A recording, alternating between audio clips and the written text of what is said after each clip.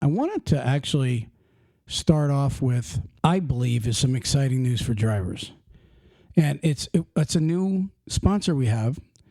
And I actually really, truly, which I believe in all of our sponsors that we take on, but I really, really like, it's Zoolander. Really. Now, I really seriously love this because you make money with it. Yeah, it's something that's beneficial for drivers. I've never heard of this. It's called Cocoon, COON, Cocoon MDR app. M as in Michael, D as in David, R as in Robert. Cocoon MDR app. Now, I would like everybody to just go check this out. It's free download. And what it is it's an app that pays you. It's kind of weird, but the application, you put it on your phone, you open it up, and you do nothing. You absolutely do nothing. And I was reading if you run about 8,500 miles a month, which most truckers kill that, you'll have $20 dropped into your account. So if you're running, say, around 10,000, 12,000 miles a month, you're looking at probably somewhere around $30+ that's going to be automatically just deposited in your account. You gave me the one eye. What? Well, it's saying that... I talked to the president. Yeah. That's what he was telling me. It's you're looking at roughly $30 that will be dropped into your account. And for doing nothing. That's right. The best part about it is you just download the app and it tracks you, but it doesn't track everything about you. And here's the comparison. Every application you have on your phone tracks you. Yeah, most of them do. Every one of them grab your data. That's how they make their money on you. Google, a workout app, a car app, any kind of app you have on your phone already tracks you. They just never pay you. Right. So this one here is for truckers, and it's actually going to, unfortunately, they don't have it for iPhone yet, okay? But they said in a couple months it'll be on iPhone. But if you are an Android driver or phone user, go and just download Cocoon MDR app, and you will make money just by doing nothing. Right. I mean, what it's doing is it's following you through the GPS on your phone, just like anything else. But what it's doing is it wants to pay you for them to gather the data. And it says it's basically the advertisers, because they want to know if you go to the Flying J more or the Love's Truck Stop more. And it helps them produce more for these different areas. You know, I asked the guy, I said, what if you're on a dedicated run? He said, doesn't matter. It's all about the miles. He said, you can have a dedicated run, that goes 300 miles out and 300 miles back. And if you're running, 10, 12,000 miles a month, you're going to make that money. And just being honest, I know $30, $25, $32 ain't a whole lot of money, but why not for just a one-time download onto your phone? Why not? It doesn't make sense. Why not to? Right. Yeah. And of course, just like anything else, they're going to keep your privacy and so forth. They're not going to just get rid of all of that. And, I mean, if they don't want to be tracked, then they shouldn't have any apps on their phone at all, because every one of your apps are tracking you. Right. It's just a fact. Your own phone company. That's what the advertisers do. I mean, you're on Facebook. If you're on Facebook, you start getting these ads for different stuff. It's because it's tracking you. It's tracking everything you do. Right. And the new iOS system, it even says the app that you're using with your iOS system, we need to ask if it's okay or not. Yeah. So here's the other thing. Your phone company itself has record of everywhere you're at. AT&T, T-Mobile, Verizon, all those guys, no matter what you think, they have record of everything you do. So they're not paying you. Right. At the most you get is a free email out of it. As a trucker, this app is for anybody, not just truckers. No, it is for personal vehicles too. Right, but people that might, a traveling salesman, they might run 2,000 miles a month. A trucker, this is perfect for a trucker. So anyways, check it out, Cocoon MDR app. It's on Android, but keep watching for it on iPhone. We'll be talking about it over the next couple months. Right. So on with the show. On with the show. On with the show. I want to hear the jingle. Ding, ding, ding, ding, ding, ding, ding. No, we're this is right. The new TalkCDL. We now sing to them. No, there's not. Please don't sing. They would turn us off. please don't sing, Trey. Okay, so, gosh, there's so much to talk about. How about we start with the top 25 dangerous highways in America? Ooh. Yeah, I just seen that. I was like, you know what? I think I want to just mention that tonight. You know what else I'd like to talk about in just a little while inconsiderate drivers to each other. And I'll explain what I mean by that. There's a lot of that out there. There's a lot of people trying to bring back old school trucking, but we'll talk about that here in a second. But how about the top 25 days? Where do you think? I mean, I want to just give it away. I want to give up the number one most dangerous highway, interstate road, whatever you want to say, in the United States of America. Could you take a guess of all the states? Where would it be? And I'll tell you, you've been on the highway. Where do you think?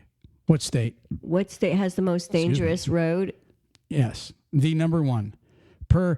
It goes by deaths per mile on a specific road. That's how this data is gathered.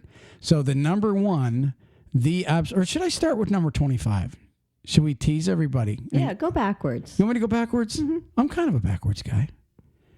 You would know that. Mm-hmm. Okay, number 25. I-66 in Strasburg, Virginia to Arlington, which is a 76-mile stretch. It says 0.446 deaths per mile, which really means every 2 miles somebody dies on that highway. Every 2 miles on that stretch, over the data over the last so many years, they've had at least a death every 2 miles, because basically a half a person a mile. Okay? Mm-hmm. Number 24 would be I-75 from Dallas to Jacksonville. What? I-75. That doesn't even make... Oh, US 175 from Dallas, Texas to Jacksonville, Florida. I'm trying to think what highway that even is. Okay. It just says there's absolutely no way that even makes sense. It says US 175, right? Dallas, Texas to Jacksonville, Florida, 114-mile stretch. First off, from Dallas to Jacksonville is like over 1,000 miles. Is there a Dallas, Florida? I'm telling you, they must have a misprint here, because it says Dallas, Texas to Jacksonville, Florida. So we're going to just go ahead and scratch off number 24. Doesn't even make sense. Okay, number 23. We got to get data right here. I'm actually trying to pull it up. Yeah. 11 west in Knoxville, Tennessee to Bristol, Virginia, 111 miles. It's almost the same statistic as number 25. 0.45. One death every 2 miles. US 17 from Punta Gorda, Florida to Winchester, Virginia, 1,189 miles. 0.46, which is basically a little over a death every 2 miles. God, you got something? Uh-huh. You got a yawn for me? What do you got? Does it say Jacksonville, Florida, or Jacksonville? It literally says Jacksonville, Florida to Dallas, Texas. I think it has to be. Okay, because there's Jacksonville, Texas. It goes from Dallas to Jacksonville, Texas. Yeah, it's probably what it is. Because 175 would be running north and south. Yeah, no, this is Highway 175. US 175 is a east-west United States numbered highway completely in Jacksonville at the intersection of US 69. I got this off American Trucker, and they're usually very, very good information we get. So we're not going to knock, but I want to plug them, where I got this information from. So they just had a little misprint. Everybody can make a small mistake like that every now and then. Oh, yeah, especially if you're really used to hitting it. American Trucker magazine is an awesome magazine, so we'll let them slide on that little mistake, okay? All right, number 21. Now, these are the top 25 death highways. I-65 from Mobile, Alabama to Gary, Indiana, which is 887 miles, 0.48, which is a little over one death every 2 miles. Okay. Number 20, US 199, Crescent, California to Grants Pass, Oregon. It's an 80-mile stretch. Number 19 would be I-35 from Hillsborough, Texas to Denton. Okay. Number 18 would be I-26 from Kingsport, Tennessee to Charleston, South Carolina. Number 17, Death Highway, would be I-83 from Baltimore to Progress, Pennsylvania. That's a nice little stretch. I didn't realize it was that bad, though. Number 16, Deadliest Highway, I-75 from Miami Lakes, Florida to Salt STE Marie, Michigan, 1,786 miles. So they got data going from Florida to Michigan saying that is one deadly long stretch. Yeah, that's because that's where all the snowbirds that we have in Michigan are heading back home, and they're just dying. Yeah, I mean, think about it. Yeah. Did you notice that a lot of the death highways are in Florida? And that's like where we got the big melting pot of all the snowbirds coming. 90-year-olds. I'm not joking. It's just the truth. I mean, we had a lady in the church the one year. She just pulled out in front of people and got killed. Okay. Number 15, I-24, Pulleys Mill, Illinois to East Ridge, Tennessee. Number 14 is I-35 from Hillsborough, Texas to Denton, Texas. And there's another highway going to Denton.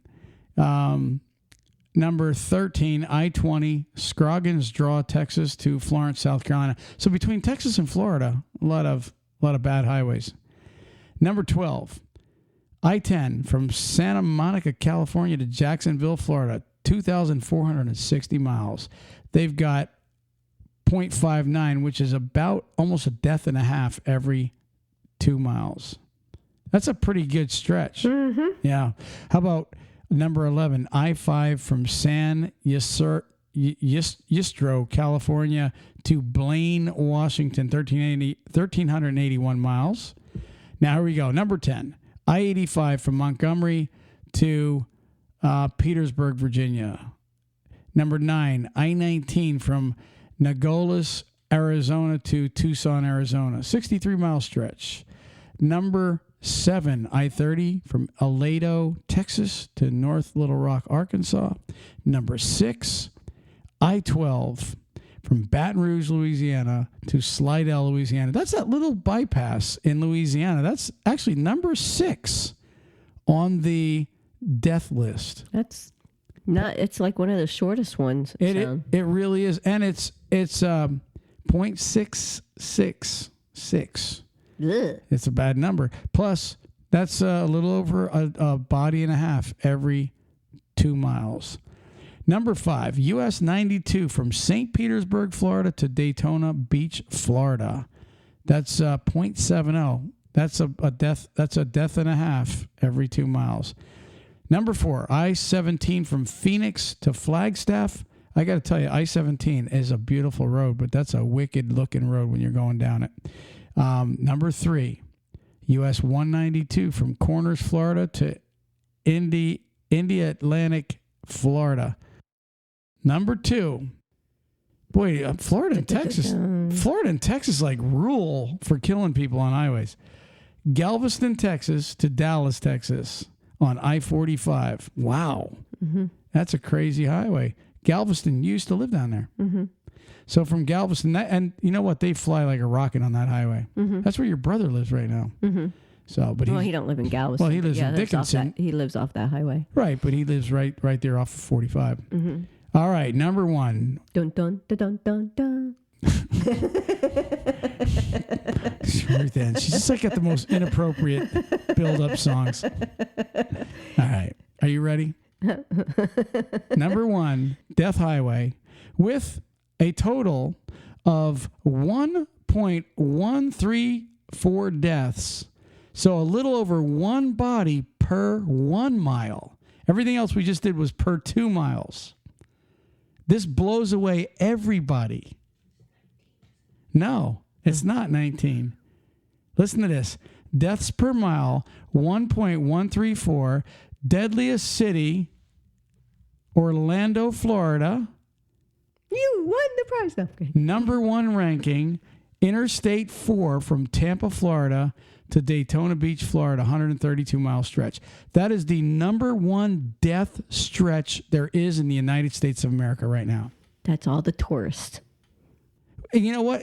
One of the things that you really can attribute that, if you think about this. Now, a lot of people might not consider this, but think about this for a second. I've driven in every state, and I don't care what state it is. When you're going through their states, you know you're in that state by the way they're driving. I'm telling you, Ohio, They've got their way of driving. Michigan, they drive differently. When you get up into the New England states, it's different. It seems like everywhere you go, they drive a little different. Now, flash forward everybody in a big melting pot called Florida, right? Right. And you have everybody's got their own little weird driving habits. I mean, I don't know how else to attribute that. It's a straight interstate with no mountains and no curves. It's a literally. And it's only like what, 70? What do you mean 70? Yeah, it's 70-mile-an-hour stretch from Tampa all the way to Daytona. It's a straight interstate. A lot of places it's 3 lanes, but yet it has the most deaths. Now it's either going to be attributed by the snowbirds coming down or the elderly. Tourists. Because Florida we have our share of elderly. Yeah, but and I'm not putting you down if you're old. No, I'm just saying. But here's the thing: you've got from Tampa, Orlando to Daytona, you have major tourists, right? So you have someone because it takes 3 hours to get from Tampa to Daytona. Now going through Orlando, you're adding traffic, so it's going to be longer. But if you're staying in Orlando, you got an hour and a half, 2 hours most to get to Tampa, and the same thing going to Daytona. So people will stay in Orlando as the middle hub and go both directions to do their sightseeing, right? You know, I'll tell you something, though. You and I have spent, how much time have we spent in Orlando? A lot. A lot. How many major accidents have we seen? Not many. No. I never see many over there. No, we haven't really, like 1 or 2 maybe that we've seen that was pretty. Yeah. Well, this report's saying it is the deadliest city, Orlando, Florida. And there's a time we were going there like weekly. Yeah, sometimes more than that. Mm-hmm. So, well, we do the turnpike a lot. So that's I-4, isn't it? Oh, no. I-4 is down by Lakeland, sorry. Dan, you're on a trucking podcast. I'm tired. Leave me alone. She failed geography. All right. Actually, I loved geography. Oh, yeah? Right. I hate history. So there you truckers have it. Always exercise caution wherever you're driving. I mean, is what it is. But when you're in Florida, be very, very careful. Do your best Elmer Fudd voice. Be very, very careful. I'm really tired. I'm hunting old people. No. Hey, we're getting old too. If you can't laugh about it, what can you do about it? How about a sponsor? How about NCI? That's a great company. National Carriers is an awesome company. They just had another pay raise. I was just talking to Rick over there, and they just raised it up for solos and for teams. And their lease now is percentage. No matter wherever you're hiring on with these guys, their lease is all percentage. What's the best part about them is they're owned by a beef company, and you never have to deal with a broker load ever. And that's all nice. I like that all. Yeah, I do. You know, and look, I'll tell you right now, Johnny Acid just went lease over there. He's running for them, and he just told me what his paycheck was, and I was like, wow, very nice. So, but anyways, if you guys are in the market for a good lease, they have those beautiful blue T680s on the lease. I think they're set at 72, so they run pretty fast. Rider, pet, all that stuff. If you're a student looking to be trained by a great company, call National Carriers. Number, Ruth Ann, is what?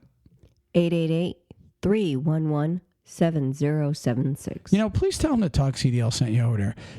They know us, but the number again is 888-311-7076. Ruth Ann, moving on. I thought you were going to sing to me. Well, I usually do because, like, moving on is like a show. Yeah. Was there one? Yeah, I like moving on. I remember it being like a catchy tune. Yeah. Not moving on up, not that one. No, I think there was a show called Moving On. Yeah. Okay. Oh, so listen to this. Just caught this article out of the corner of my eye today. So I start reading it, right? And I'm not putting down JB Hunt, but it's about JB Hunt. Okay. So JB Hunt went and signed with one of these autonomous makers, Waymo, WAYMO, to start ordering autonomous trucks. Okay. Just a quick briefing. It says last week, Lowell, Arkansas-based trucking and international services, JB Hunt Transport Services, Inc., announced that its subsidiary, JB Hunt Transport, Inc., has partnered up with the autonomous driving technology developer Waymo in an initiative focused on an intra-Texas test run movement of freight for a leading J.B. Hunt shipper customer. By the way, they don't mention who the customer is, but they're partnered up with a customer. So when you go on to read this, they've got a technician that's going to be in the truck. They've got an official in the truck and a licensed CDL driver in the truck. I guess 2 or 3 people are going to be in the truck, and they're going to be running from, let's see here, they're going to be running I-4, Texas-based locations, Houston and Fort Worth on Interstate 45. So they're going to be running between, I think, San Antonio, Houston, maybe Fort Worth or Dallas, back and forth, delivering loads. Blah, blah, blah, blah, blah. I'm just not sure like how much they're doing, but they're doing quite a bit of it over the next couple of years. Here's my take. Okay. I mean, obviously technology has to advance. It's the way it is. You know, since we were little kids, you know, you had the TV that went tick, tick, tick, tick, tick. You had to get up and turn the channel. The manual. Mm-hmm. In fact, like when I was a kid, I had a black and white TV. I remember getting my first television. My mom and dad got it for my birthday. It was a little black and white TV with a little rabbit ear antenna. And then I had to get up and go, blip, blip, blip, blip, you know, turn it and watch TV in my room if I was staying in my room. Mm-hmm. And then next thing you know, you have color TV, right? And we used to have what's called UHF. We had an antenna. We didn't have cable TV where I lived. We didn't have paved roads. And so, like, if you wanted a certain channel, you'd run outside and you'd turn the antenna and somebody would be yelling out the window, right there, stop, right there, you got it. And you'd have a clear channel. And I guarantee there's people out there going, yep, I remember that. So anyway, so you had all that technology. You had square cars, then you had aerodynamics, and you went from 8 cylinders to 6 cylinders to 4 cylinders to turbos. You went from 8 tracks to cassettes to DVD. Now it's just download the music. You know, I remember watching technology where Star Trek, they'd push the button on their chest and they'd be talking, Scotty, beam me up. And you didn't realize that someday you'd have that technology. You have a watch phone. Like your wrist, you can talk into your wrist, like the Batman, and if somebody calls you. I mean, technology is crazy. Mm-hmm. So here we are in trucking, right? And, you know, it goes from, you know, brakes you had to stand on to get unloaded, spring brakes, to better technology from cab overs to aerodynamic trucks from flat tops to the condos, and then you had cruise control came along and satellite communication, all that stuff. And now you actually have, and I'm telling you, it's coming, is going to be driverless trucks. Now, how soon will it be till there's not a driver even in the truck? Who knows? I mean, because if you get to the point where a driver doesn't even need to be in the truck, why even have a cab? You know what I mean? All you need is a motor and wheels to tow it. You don't need anything else, right? Yeah, it looked really funky though, wouldn't it? Well, I've seen actual pictures of trucks that don't even have a cab. They actually, the wheels are, everything's like basically the fifth wheel. It's underneath the actual trailer and driving it. But here's my thoughts.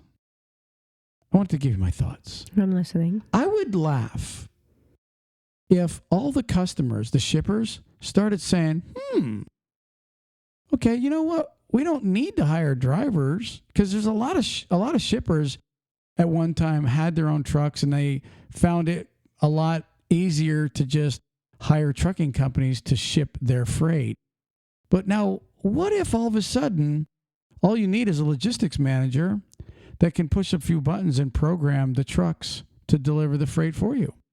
So now all these trucking companies that say, F the drivers, we're going to go into the future and we're going to start taking autonomous trucks on, and then the driver's going to be screwed someday, because that will screw trucking.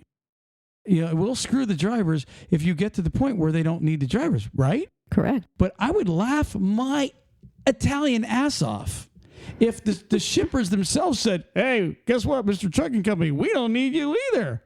You didn't need the drivers, and we don't need you. We're just going to hire a logistics manager, and we'll just buy our own trucks, because it will save the money if they just did that. Okay?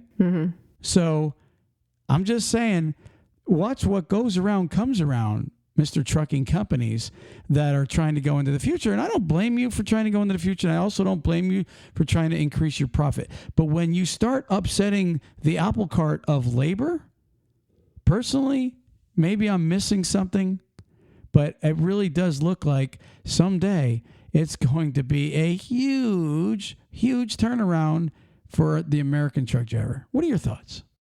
It is going to be a huge turnaround. Like you said, if they're able to cut out anybody else, they will.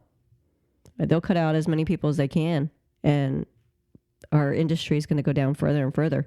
Right now, they're saying that food prices are going to start going up because they are going up. Well, they've been going up, but they're going to get worse because there's not enough truck drivers to supply the food. And what's happening is a lot of the food is going bad, especially the fresh produces and stuff. So food prices are going up higher because there's not enough trucks to ship it quick enough to where it's not going bad. You know what I seen today? It was I think it was FedEx cut out. Are you ready for this? 1,000 customers. They just dropped because they can't handle the load right now. So they actually just and what they probably did was cut off the ones that they weren't really making as much from. Of course, that's just business. So now all of a sudden there's 1,000 customers out there needing transportation that UPS has dropped. Isn't that interesting?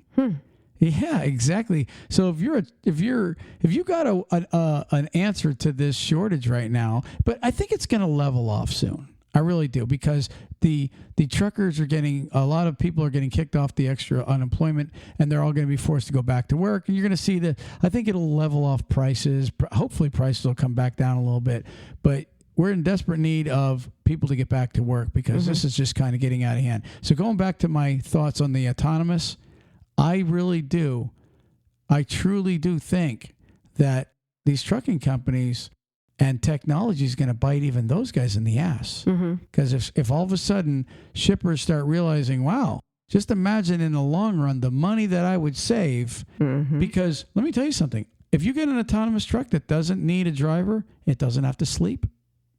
It can run 24/7. And these companies don't have to pay for the trucking company. You know what I mean? Just imagine. You don't have to pay a salary, too. Yeah, just imagine the money they save. Because if a trucking company can afford to buy a truck and make money with it, hauling other people's freight, well, then the trucking or the actual shipper, the supplier, can cut out the trucking company. It's just that simple. So they should be careful, because the word's out. Because I just put it out. I heard that. Yeah. You like that? Yeah. All right. Okay, so we have another sponsor. JJ Keller's awesome. They are. No, seriously, they are like the trucker's best friend. I'm going to start calling JJ Keller the trucker's best friend. I mean, they handle your paperwork. They handle everything, all your compliant paperwork. If you're a small fleet owner, you're a small trucking company, these people it would be like having a secretary on the phone. They'll keep you in order. Any kind of an audit coming up, they'll have your back. Basically, anything you need to file, they'll make sure it's all filed. And if you're a guy wanting to come in or a gal and wanting to become a trucking company, they'll get you filed for that too. They'll get all your DOT and authority and everything else set up. I mean, they're just great people to have. Yeah, they'll make sure that all the steps are made. That's correct. And JJ Keller is really the real deal.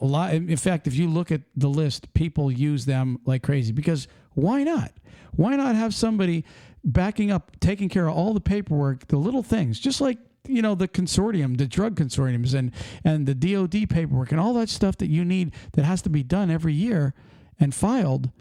Why not have a peace of mind and just have somebody else that's doing it for you when it really, honestly, costs almost very, very low. It's very little, but what it also does is it's a tax write-off. So you're getting back at it at the end of the year. So it's like you're putting the money out every month, but at the end of the year, it's paying for itself still. Absolutely. Their number, 888-601-2017. Call your best friend, JJ Keller. I'm serious. 888-601-2017. I promise you, it is worth talking to these people. Ruth Ann, just for a few minutes, I'm going to be bringing Johnny Acid in here in a little bit.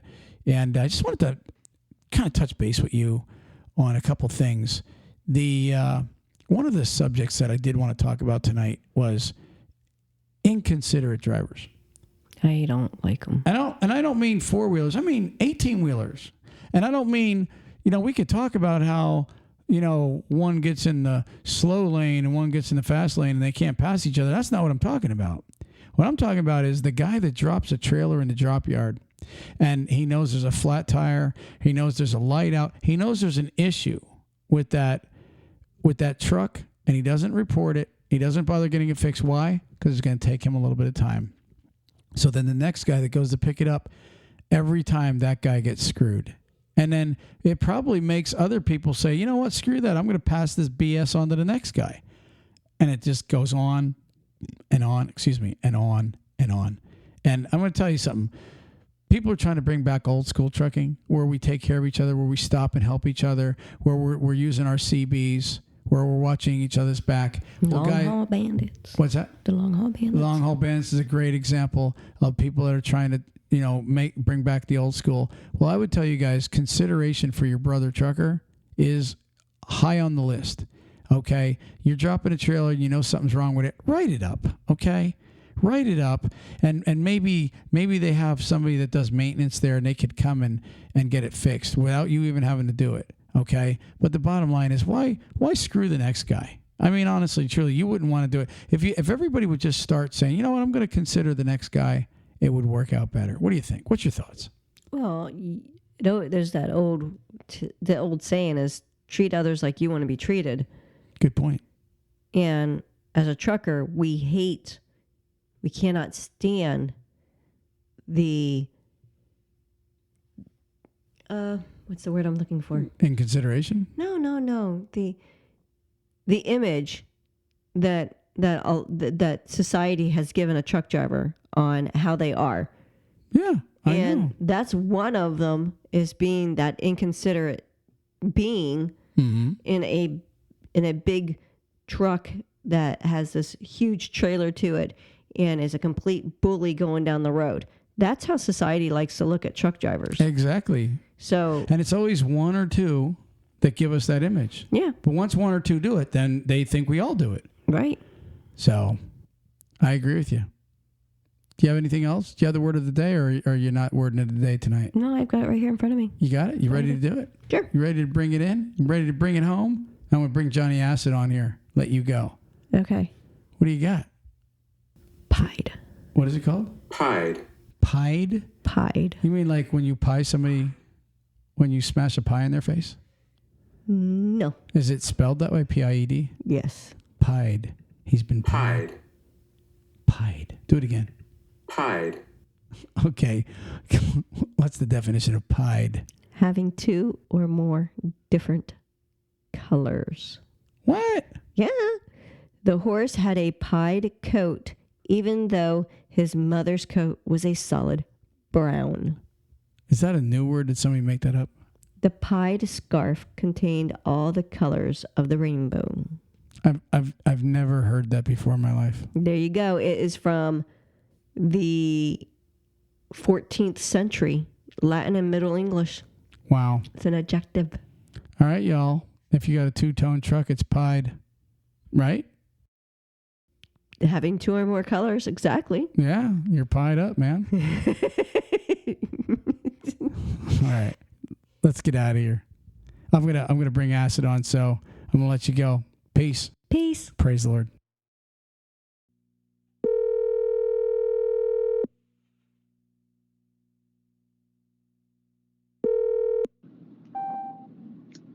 Acid. Hey, Acid. What time of the night is it? 10 o'clock. Where you at? Texas. You driving or you sleeping? No, somewhere in between. I sometimes sleep when I drive, so I can't really tell. So listen, I just need you for a few minutes. We just started a conversation. Ruth Ann was on with me here a little while ago, and we started talking about, and I know you had mentioned this as a pet peeve, so I wanted to talk about it tonight a little bit with you.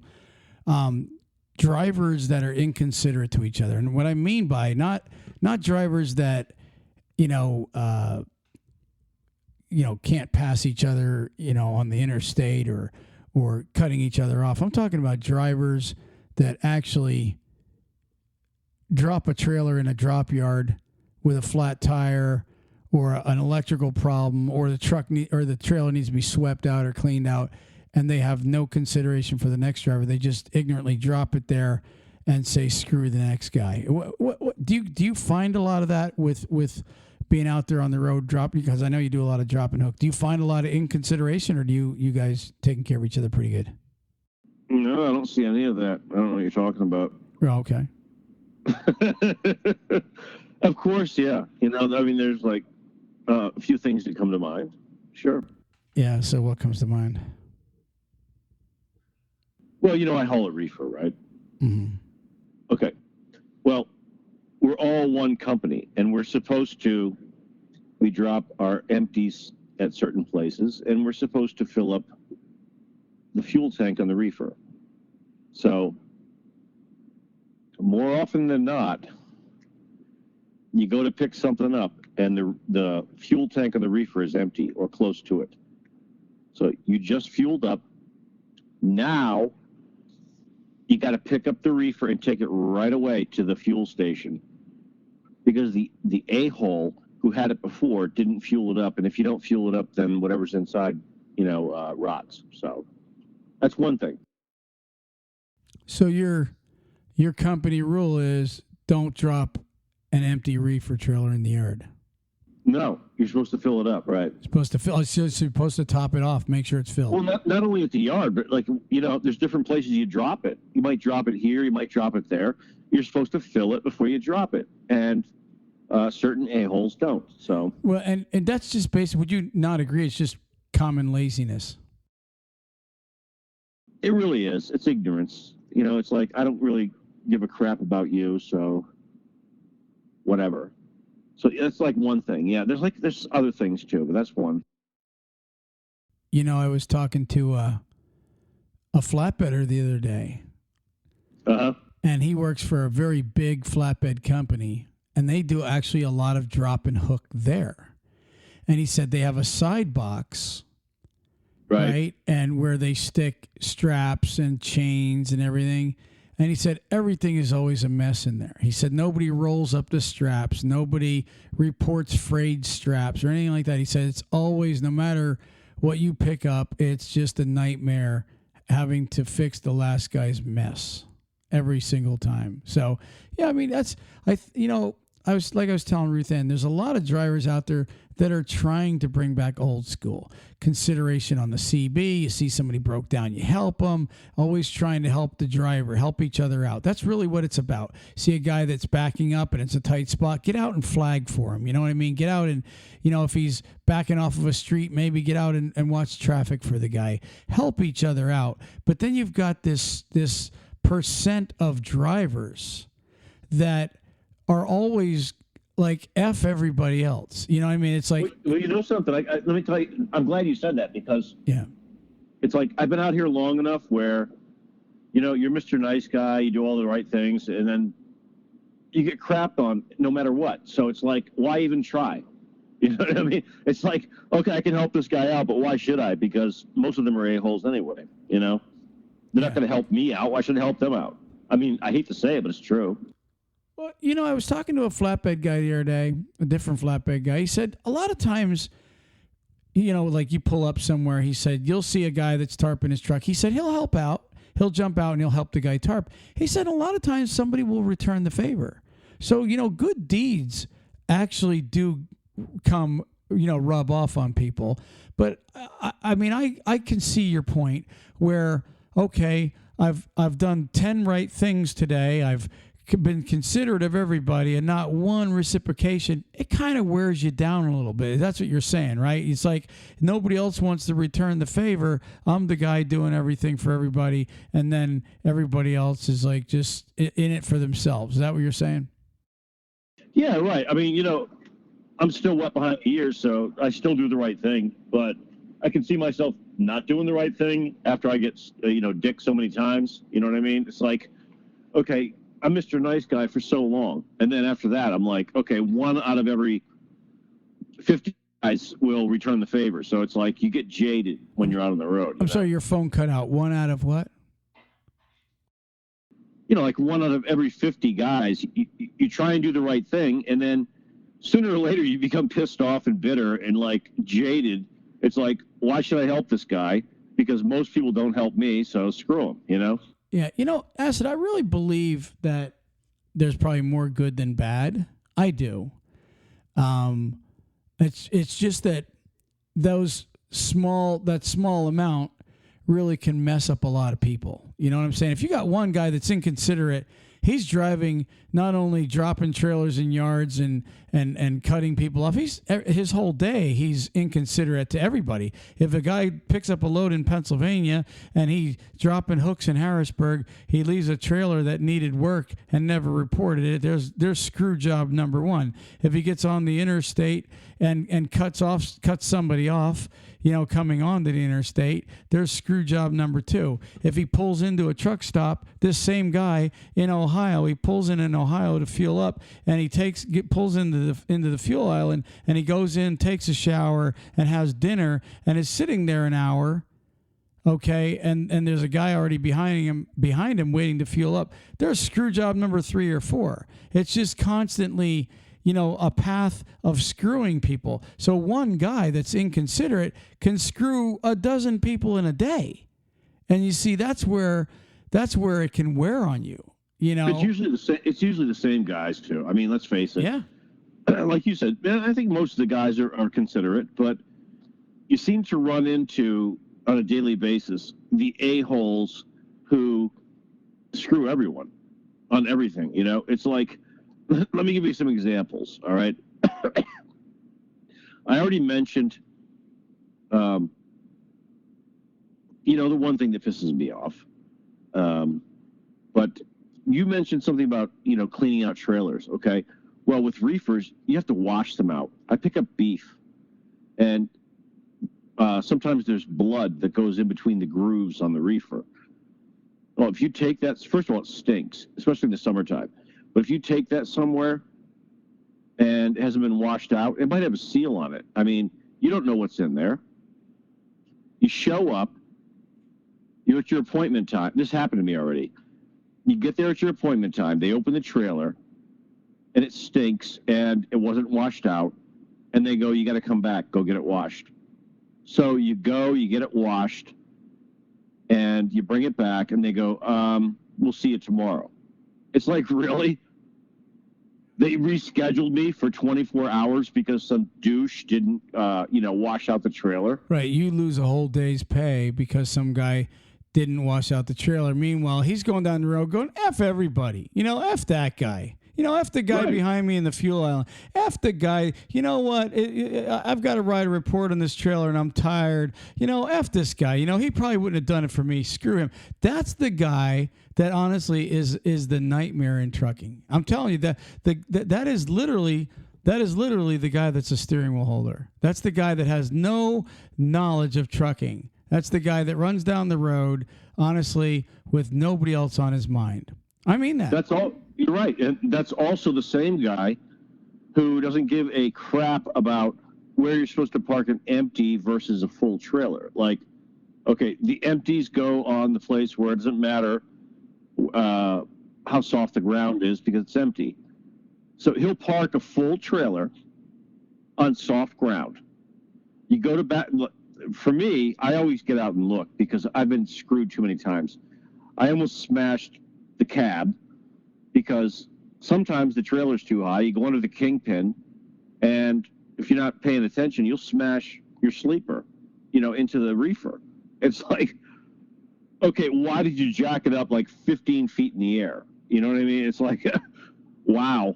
Now, some of the guys who've been doing it longer than I have can tell by where the tires are and all that, and I'm getting used to it now too, but you can look in the rearview mirror and see where the tires are in relation to the trailer to figure out if it's kind of where it should be. But you know what? I get out and look every time. I back it up, I look, I make sure that the fifth wheel and the apron on the trailer is going to be lined properly so that I'm not going to have a problem smashing the trailer into the frickin' the trailer into the tractor. So I check that shit. But I can't tell you how many, several times, if I did not check, I guarantee you I would have smashed the trailer. But on the opposite side of that is the douche who puts it into mud, full trailer. Next thing you know, you go to back up and you take a look and you're like, you got to be kidding me. I have to lift this thing like 2 feet just to get it high enough to get the fifth wheel underneath it. You know what I mean? There's no way you can get it in there because the fifth wheel will bang into the trailer. So you're standing there for 20 minutes, cranking the handle in the mud. And you know, when it's heavy, it's hard to lift. So you're cranking. You're watching. Okay, is it high enough? No. You crank. Meanwhile, it's raining on your head. You're standing in mud. It's like, you know, what a douche. All this guy had to do was park it over there on the concrete like he was supposed to, right? Mm-hmm. You see what I'm saying? Yeah, I do. Like I said, you know, again, man, I'm not trying to turn this into a bitch session, but at the same time, these are issues that need to be addressed. And, you know, if some of these drivers out there, and you know, I'm willing to give people second chances, you know, even third chances sometimes. You know, if you're a guy or a gal out there that really doesn't consider your brother, okay, start considering your brother. You know, I'm sure there's plenty of times where you get to I mean, I've picked up trailers in drop yards, and the last guy, you know, took care of the trailer. The trailer's in great shape. There's no issues with it. That's a great thing. But you're supposed to do a pre-trip and a post-trip. When you drop that trailer, you're supposed to mark down. I mean, if you're a company guy, Johnny Acid, right now you're running for NCI. When you drop a trailer, if there's an issue, you write it up, right?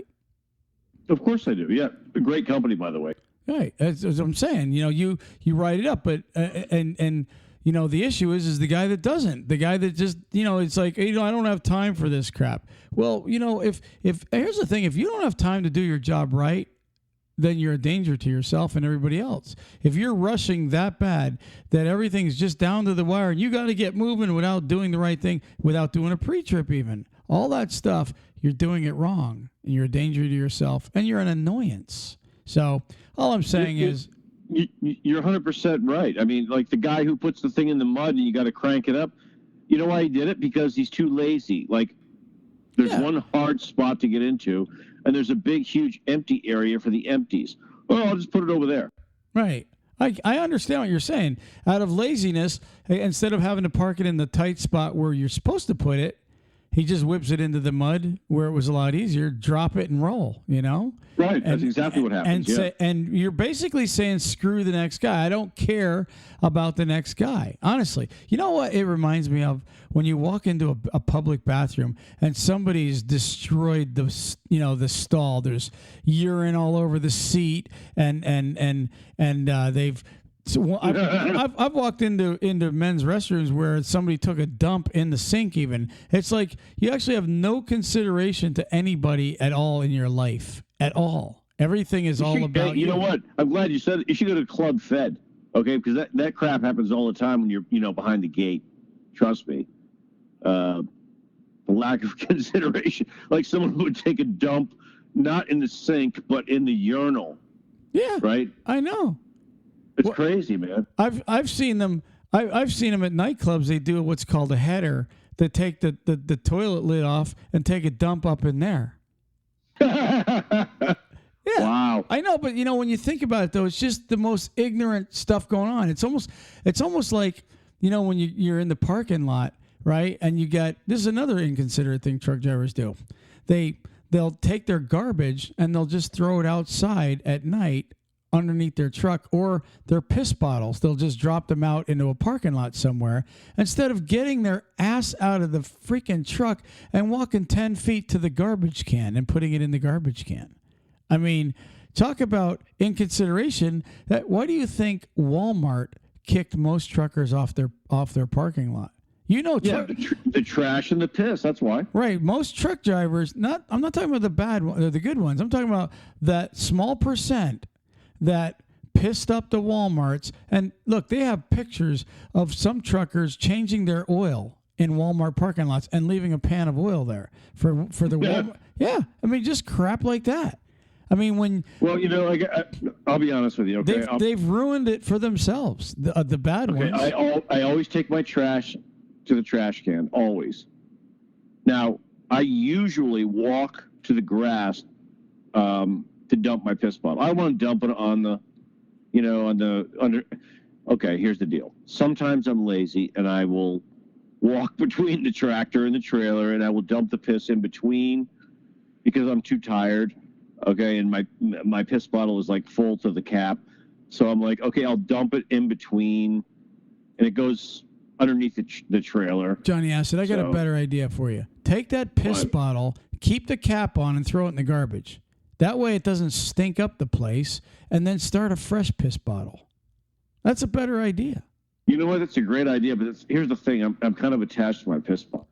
I'm not gonna lie. Is it like your blankie? You gotta have. Her name's Rosie.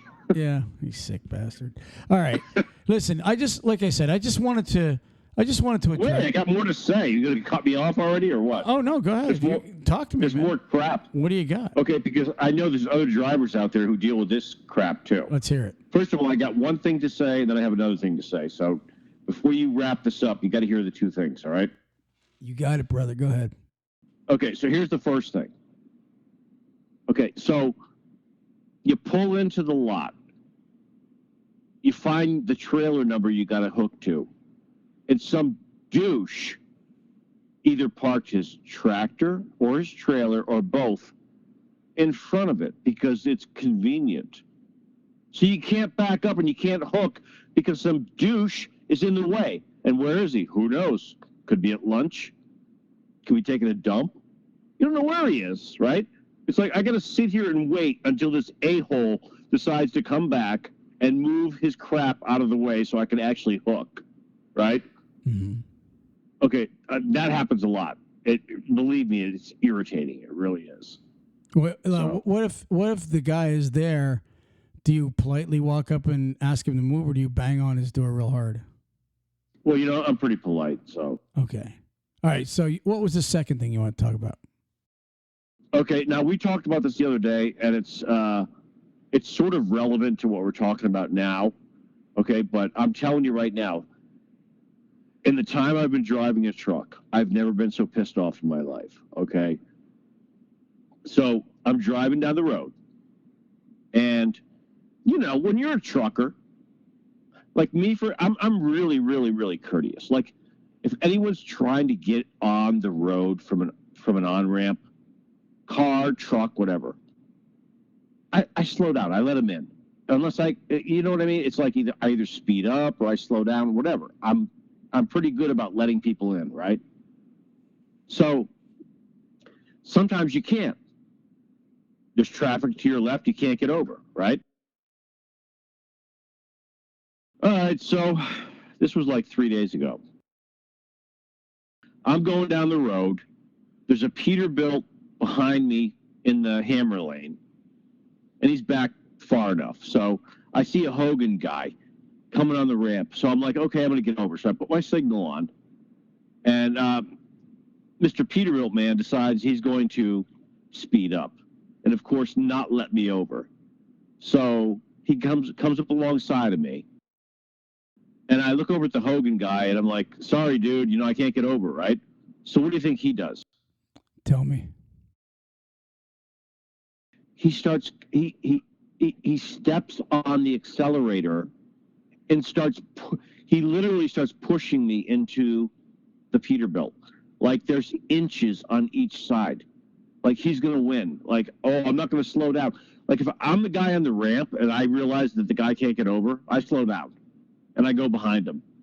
And there was no one behind me. All he had to do was slow down, but he didn't, right? This is the Hogan driver. The Hogan driver who's merging into traffic.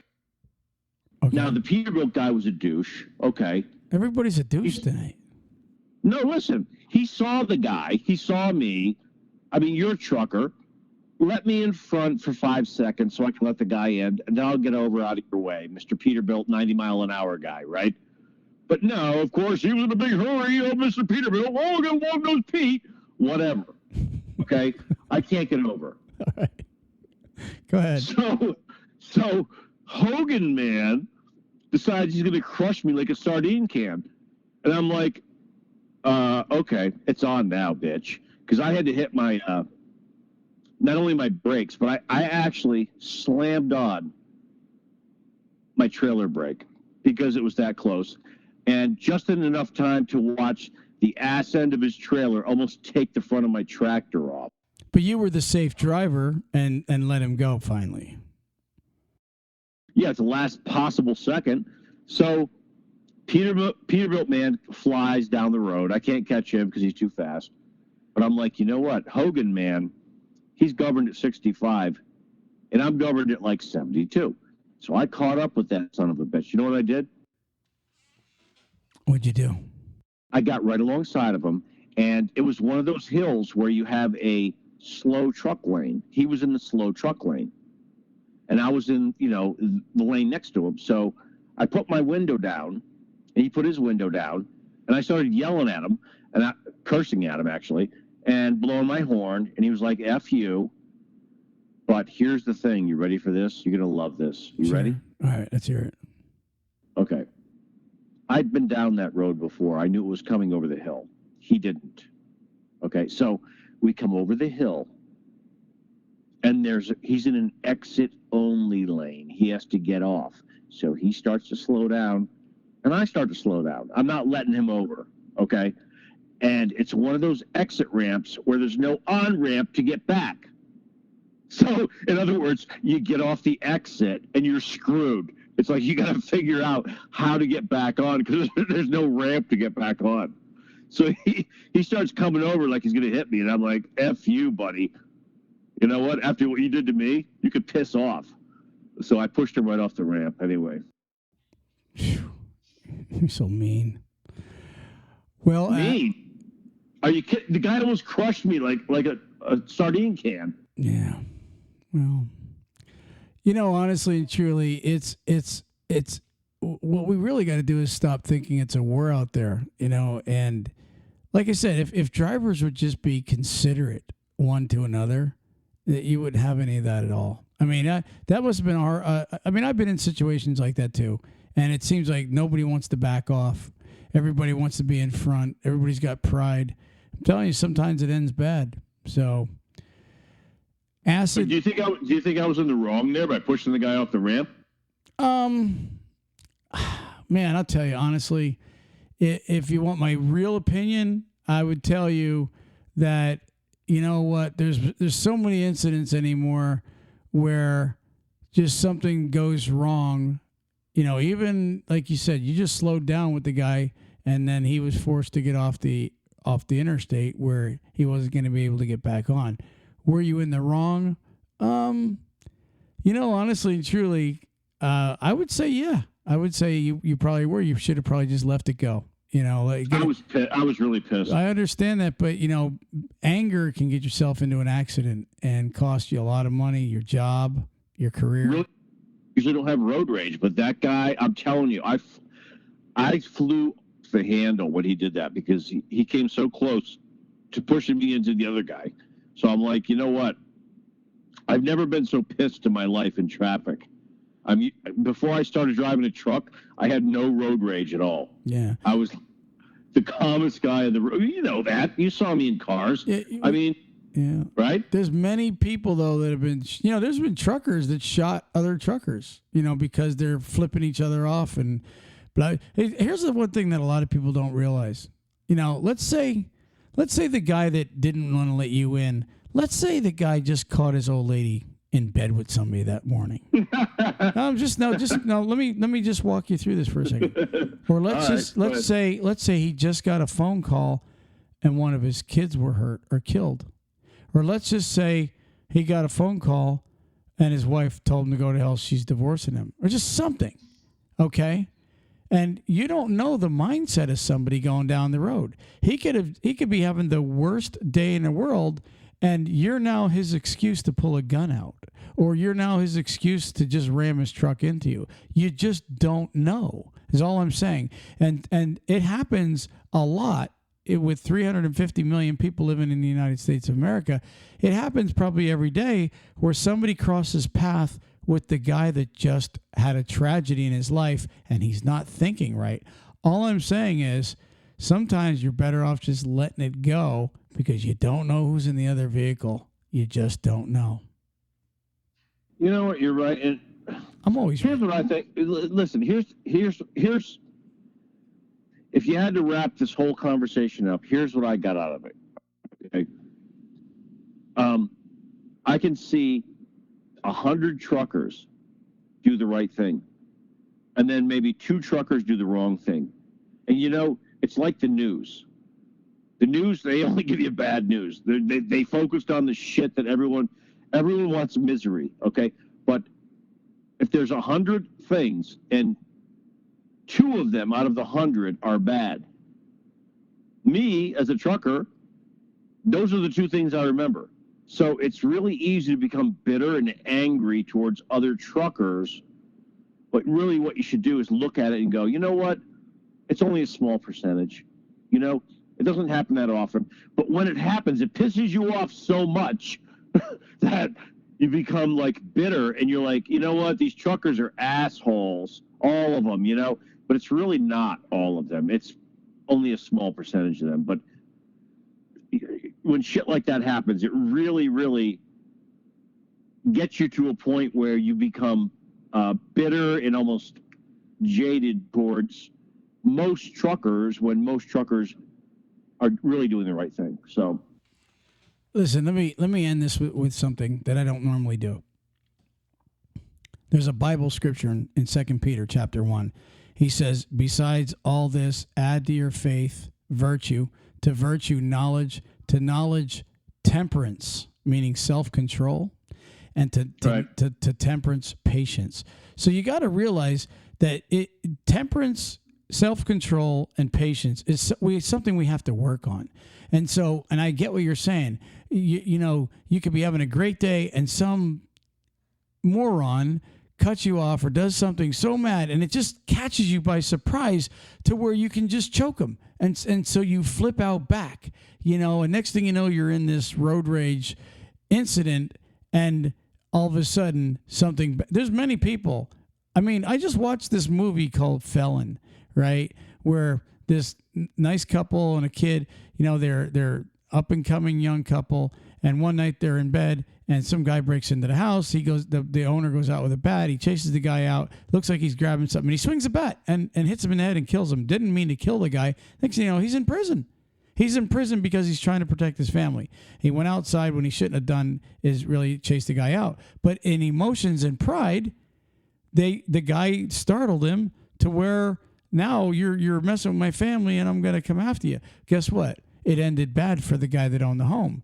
Well, it can end bad for the guy that's driving a truck for a living when he reacts to somebody else that does an idiotic move to you. So all I'm saying is you've got to somehow figure out how to put on self-control and patience, because if you don't do that... You're right.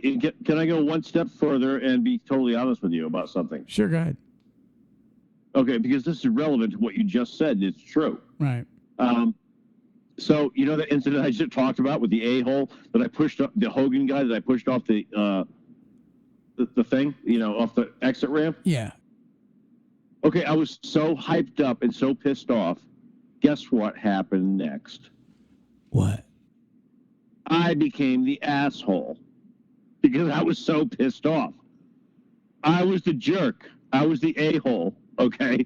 Like, anyone who did anything... I was the a-hole. All these four-wheelers on the road that maybe were doing some dumb shit that normally wouldn't bother me was like completely bothering me. And I was doing shit just to piss them off. So it's like contagious. It's like it's like COVID.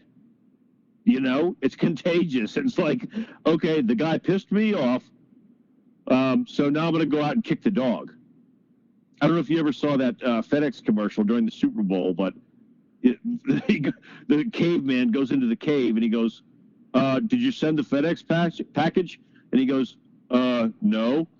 And he goes, you're fired. So he goes out and he kicks the baby, whatchamacallit, the baby dinosaur. And a huge dinosaur's foot comes down and stomps on his head. It's like, if you're having a bad day, don't take it out on everyone else. I was having a bad day. I turned into the same a-hole as the guy that I pushed off the ramp. So that's as honest as I can be. So that old saying, two wrongs don't make a right. It's just true. I mean, what's really funny is there's no defense in a courtroom. Well, he started it, you know what I mean, and this is why it ended this way. There's really no defense for that. It's just most of the time you really are charged with walking away. Let it go. So it's hard to be a trucker, though. I mean, with all the frustrations you put up with every day, not only with other truckers, and it's a small percentage, but with all the four-wheelers out there. I mean, some days I'm calm and I feel great and I'm cruising along and everything's fine. But other days, I feel like running over everyone I see. And I mean, I don't mean that literally, but figuratively, I feel like crushing everything in my path. And I know there's other truckers out there who know exactly what I'm talking about. Right, but you would never do it. You know what I mean? Like it's just you're just maybe. Well, you're just saying basically people frustrate you every now and then. So, all right, that's true. Yes. So, anyways, I'm gonna wrap this up, man. We're on here longer than I thought we were gonna be, and it's 10:30 at night. So you've got some sleep to get. I've got to wrap this up, and we'll get together tomorrow. You'll be back in Florida soon, won't you? No, probably not.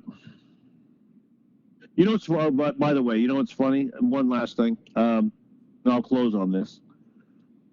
I was a company driver, not making much money. I'll be honest with you. And I converted to lease. And the whole time I was a company driver, my wife, your sister, said, you've been out for a really long time. You need to come home. I said, you know what? You're right. And then I got my first paycheck as a lease driver, making like 3 times as much. And she goes, you know what? You need to stay out longer. Gotta love that. I believe that too. Yeah, right. I believe that. That's true. Yeah. All right, Acid. I'm out of here, man. Peace. All right, later, brother. All right. Praise the Lord.